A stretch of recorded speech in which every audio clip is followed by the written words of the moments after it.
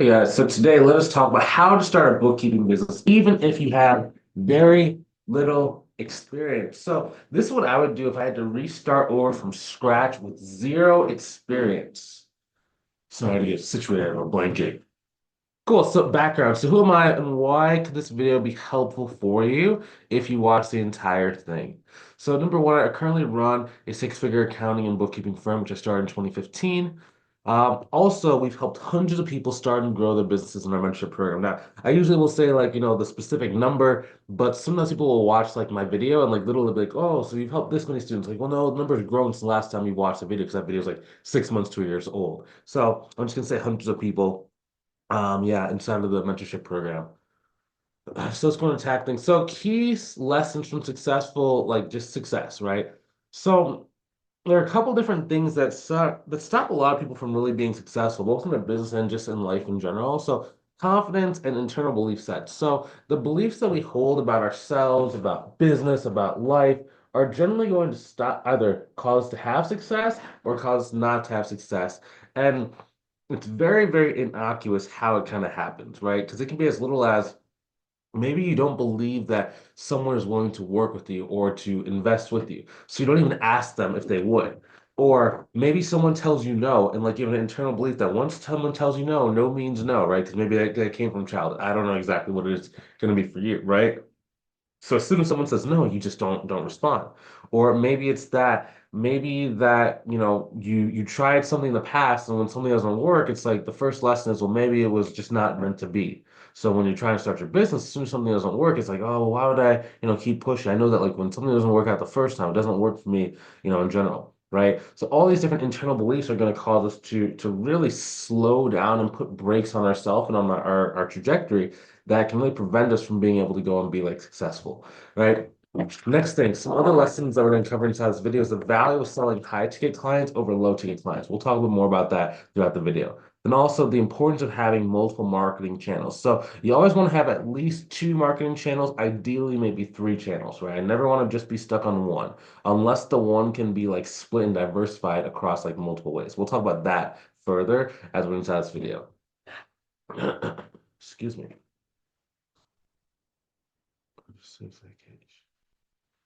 So, in terms of marketing channels, right? So the first thing we'll talk about is sweat equity channels. So these are channels like LinkedIn, Instagram, and that's like if you're using them without tools. So we call that natively. That's if you're like inside of the LinkedIn Sales Navigator or inside of whatever, like the Facebook profile itself, right? So in a lot of cases, you got to be able to start learning from the ground up. So a lot of people, like, especially if they're like more experienced with like, maybe they're like a director of finance or CFO, they think that when they start their business, they can just like skip all the entry level, like basic foundational knowledge. And what that leads to is that leads to them really struggling with the business. Like you might hear me say this a lot. Like oftentimes it's harder for someone that's making like 150 to 200K a year to really start a business and make it work than it is for someone who's making like 60 to like 100K. Uh, the reason why is just like how like you see the world, like because it makes total sense, right? Let's say you're making 200K a year in your job.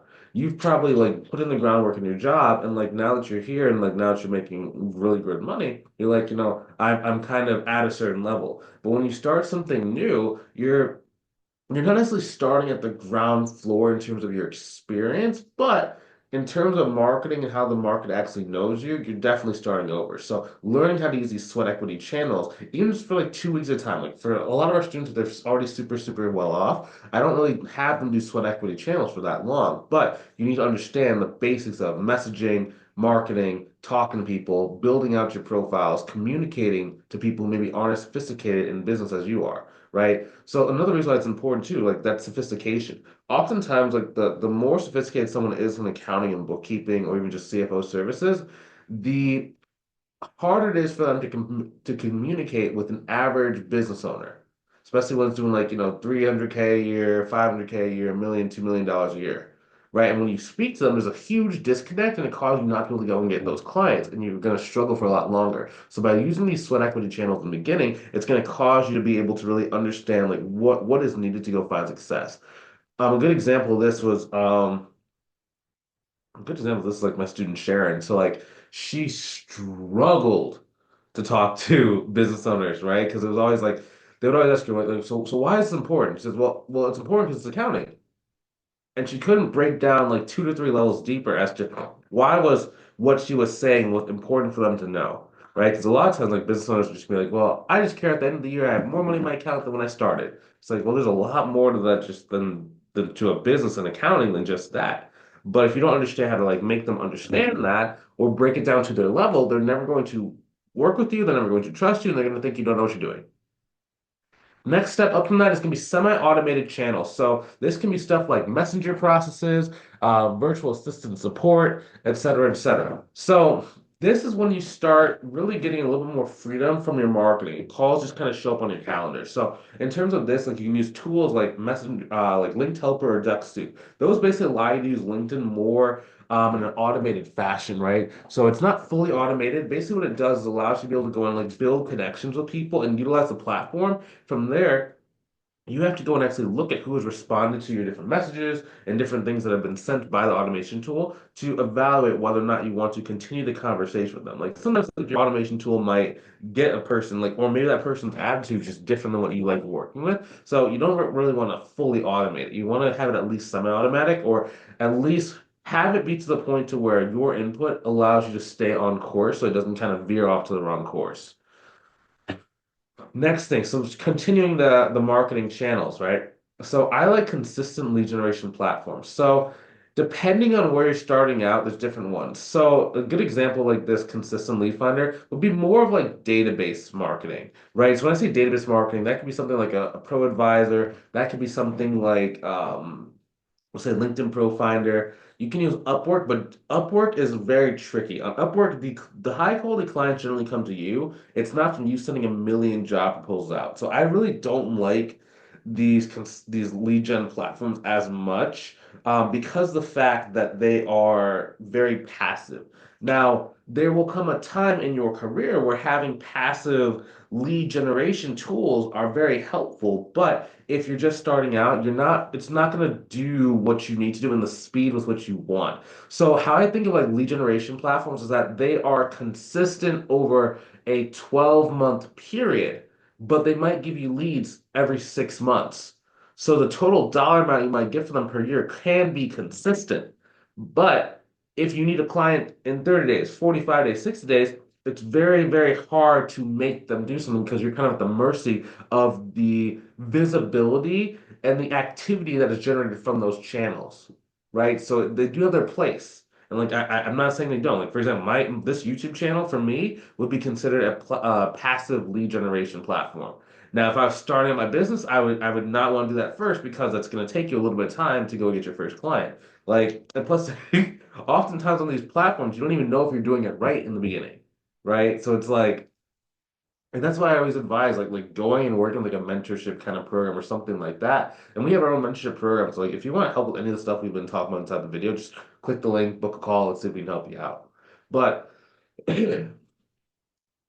yeah, you want to first get actively good. That's why we talk about sweat equity and then semi-automated channels first, right? Because those are things you can actually control, right? You can linearly control. I do this much activity, I get this much result. So you can manipulate your activity, manipulate your effort to be able to go and create that just consistent traffic. Then once you don't have any time because you have enough clients where you're like doing most of your time spent on client work rather than just marketing and sales, these other lead generation platforms, since they are consistently giving you clients over the 6, 12, 18-month period, they're going to send you the remaining clients you need to get to that 10, 12, 15K per month mark without you feeling like you have to actively market. The next thing, right, another step up from that is going to be scalable channels. So that's paid advertising, email marketing. Now, email marketing that can be a very simple activity or it can be a very complex activity. And the difference is going to be who you are targeting, right? If you're targeting like referral partners, it's very easy. If you're targeting potential like business clients, like I call them direct clients, like you're directly going to the client versus getting a partnership. If If you're going directly to the client, email marketing can be very, very challenging. Number one, because there's a lot of rules around emailing. Number two, to understand like how to actually send volume. Number three, to be able to get enough email addresses for you to be able to send them out. Number four, you have to have a good email marketing system. Number five, you have to have a good message. So once you understand like who you're saying to, what you're saying, then now you have to be able to put it out in a very concise email to a stranger that gets them to want to pay you $500 to $5,000 a month with only meeting you one time.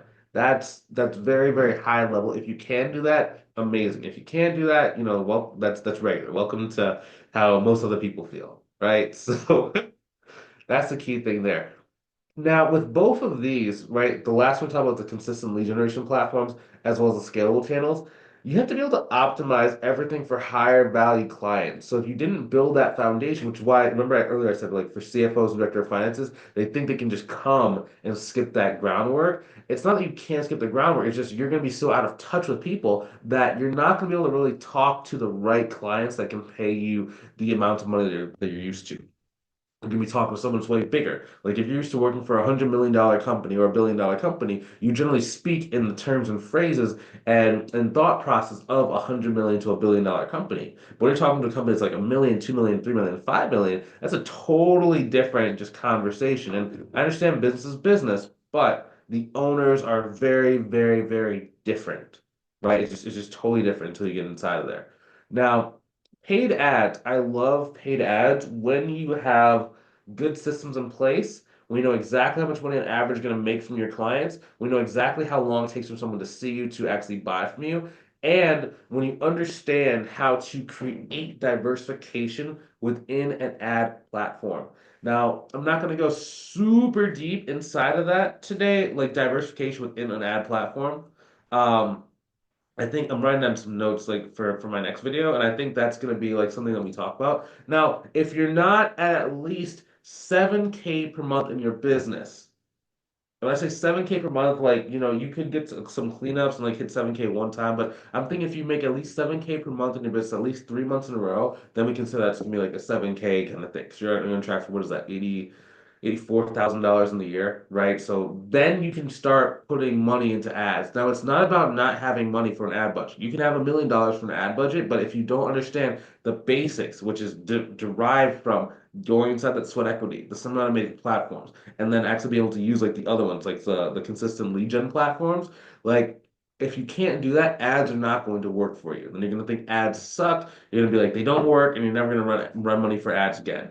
Um, that's just what I've seen. It doesn't have to be true for you. Like you don't have to run ads one time, lose money, and hate it. But I just see most people that they can like most people only have like 2 to 3 tries in them of anything that doesn't work. They'll try something like once, okay, maybe it's just a fluke. They'll try it twice, like 50% of people won't even try it twice. It's just something happened bad to me one time, never gonna do it again. Right? Which makes sense. I mean, like if you burn your hand on the stove when you're younger, you probably know not to burn your hand again, like right? You're just not gonna do it. Right? But in business, it's a little bit different, right? Because you can do something the exact same way. You can do it wrong and get a certain result. You can do it right and get no results. You can do it right and get 1 million results, right? So it's like you're as long as you're learning, as long as you're trying and you're like taking very calculated risks, then it's worth it for you to keep moving forward and keep trying stuff. That's the big thing that no one really understands, right? So like with paid ads, for example, like once you know how to do it, like you can go and get like for every dollar that you spend in advertisement, you can get 4, 5, $12 back for every dollar. Okay. But that's when you start really understanding like scale when it comes to business. That's when you really understand control inside of a business. And that's one reason why I can always like some people are in both of our business. So if it'll be one thing if it was like only one business, but in both our businesses, people are always surprised when I can predict exactly how much money we're going to be making the next year. Right? It's because I can really go and say, okay, I'm going to spend this percentage is going to come from my like sweat equity channels. This percentage is going to come from my consistent lead gen platforms. Then I'm going to make up the difference with my advertising. So I know if it's going to cost me, let's say it costs me $1, you get $4 back. If I want to go and make like $100,000 extra in a year, I have to go spend $25,000, right? If I'm getting $1 in, $4 out. So that's when you start getting a little bit more of that like ability to really control your growth. But for a lot of people, you don't even need to control your growth. You don't even need to grow that far. Most people, if you can get to like 10,000 or $15,000 a month, you're good, right? If you have ambitions to go to like 25, 30, 40, 50, 60, this is the way that you'll be able to do that. Awesome. Next thing is gonna be choosing the right clients. So revenue ranges and how they impact client quality. So in a lot of cases, um,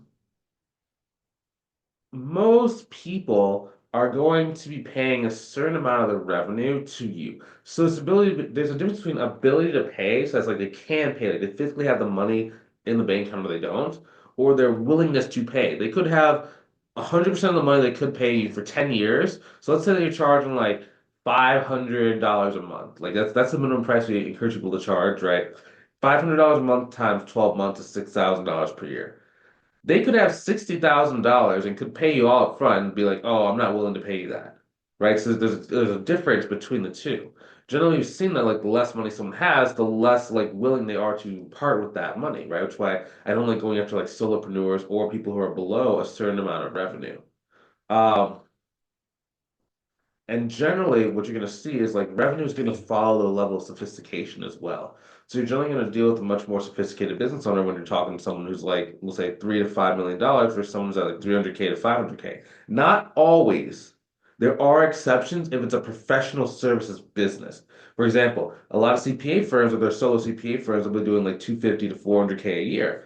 Now, they are working with a lot of different businesses. They develop sophistication very quickly, but in general, for average business owners that don't have that specialized skill set, it's going to follow revenue. So, like for example, a $500,000 per year construction company is going to have an owner that's slightly less sophisticated in terms of accounting, just business growth and running a business, as a construction business owner that's doing like $10 million a year. There's just going to be a difference.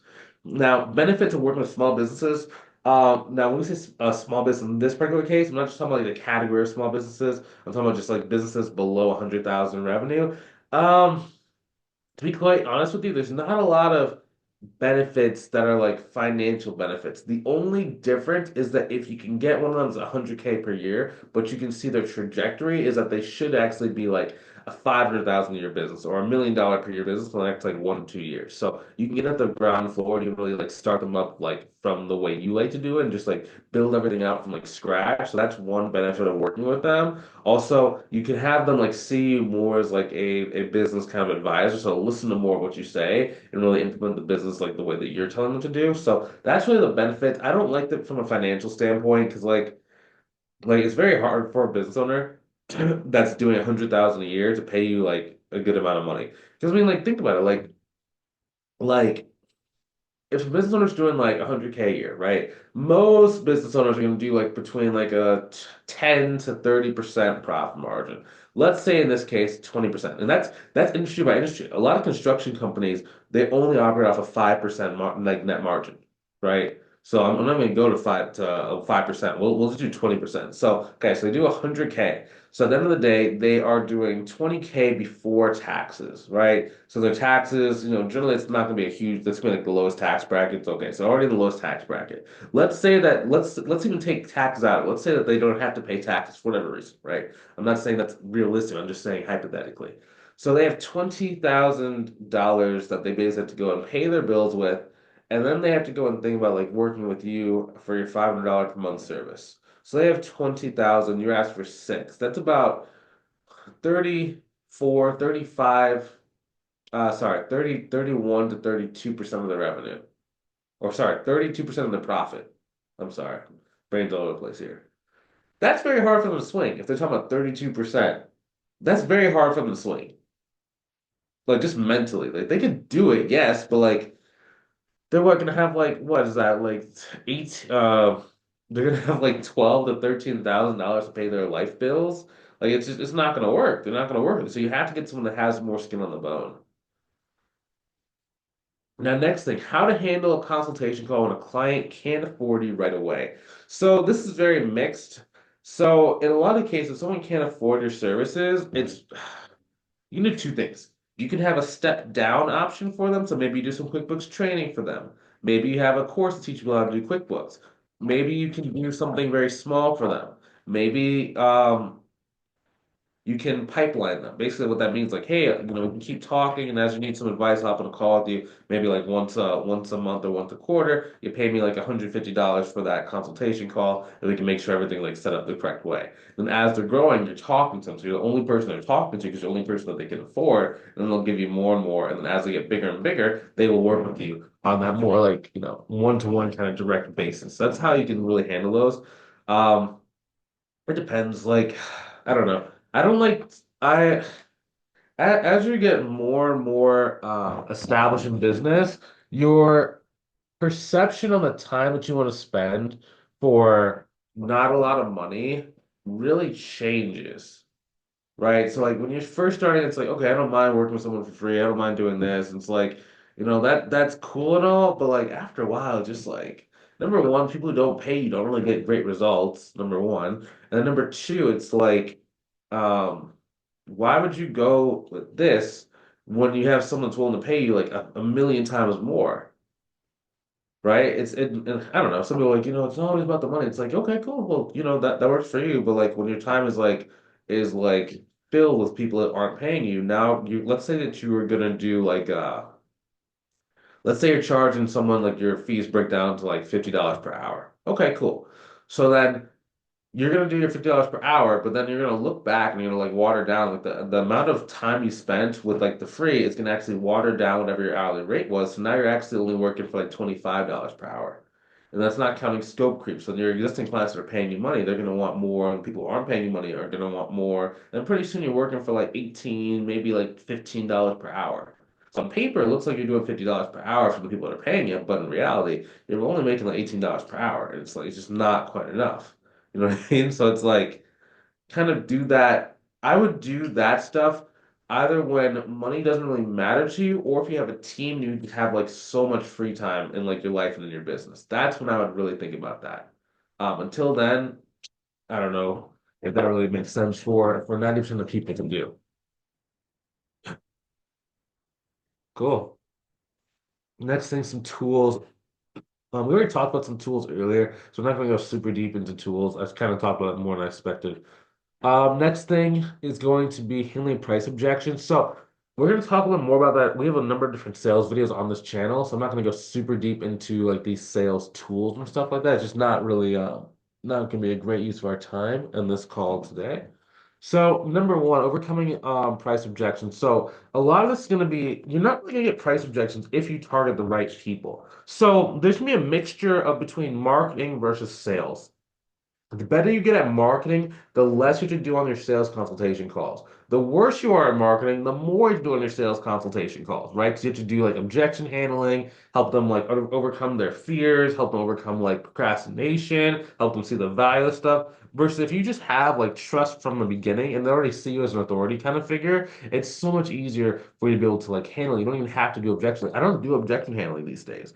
Um, I don't do objection handling in the traditional sense. I'm not a person where it's like a person like, oh, I don't want to pay this or I can't afford to pay this. Then like we spend like the next like 20 minutes like objection handling, right? I don't really do that because it's just not needed anymore, right? So instead, I do pre-handling of objections. I do two types of pre-handling of objections. I give homework before a call. So if someone doesn't do the homework, it's a very high likelihood I'm just going to disqualify them. Just won't be like, yeah, you can't do the homework. I don't know if I want to, put any more time talking to you. Some people might say it's mean, but again, you start developing these different heuristics in your mind as you get more and more successful, and as you need to like kind of conserve your time because there's just much more demands on your time. Um, so the homework, and then the second thing is going to be like how you handle your marketing and your sales script itself. So within the sales script, you can ask the right questions to get the right answers to start seeing how they believe about that, and you can understand like do you have to objection handle, or is the person that does not need objection handling, they just want to do what they know what they want to do. If they came on the call and they've like seen the marketing, they want to really move forward and do something with that. Right, that makes things so much easier for you, both short term and long term, because you can save time on the phone.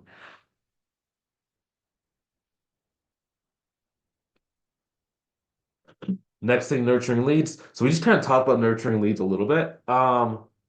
Inside our program, we will cover more about email marketing campaigns. So there's different types of email marketing campaigns. There's some that you send to strangers. There's some that you send to people who are lukewarm, like they've talked to you, maybe in Messenger, but they haven't bought from you. There's also people where like maybe you've done a consultation call and you're following up with them. So we give you different scripts and like different strategies to do so within our program, just to make it easier, right, for you to be able to like do this like on a consistent basis. After that, just work on onboarding some new clients. So in the beginning, it's not going to be super, super efficient, your onboarding process. That's okay. Like a lot of people, like they want to have everything prepared before they get started. Like that kind of makes sense from like a perspective of like someone who's new, but it's like it's not the most important thing. The only thing that really matters in the beginning is like getting your first set of clients. So getting to 3 grand a month, that is the biggest goal you're gonna have when it comes to starting your business. That's just the biggest goal, bar none. After that, you start becoming more and more official.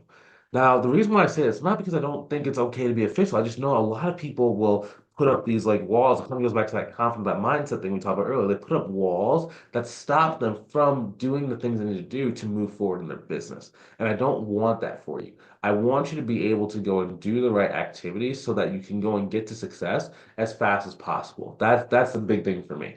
That's the big thing for me. Awesome. And inside of a program, like as you get more and more clients, we do work with you to help you figure out your onboarding process so that you can be able to do the right things and get them onboarded a lot more effectively. Also, if you want some help with any of the stuff we talked about inside the video, I invite you to go ahead and click the link inside the description, either above or below the video, to book a call with myself to see if I can help you inside of our mentorship program. Okay? I want to see if I can help you. I want to see what we can do for you. If it makes sense, we can even work together inside of our mentorship program. Okay? I will talk to you soon. Have a great rest of your day. Take it easy. Talk to you soon. See you later. Let me stop recording.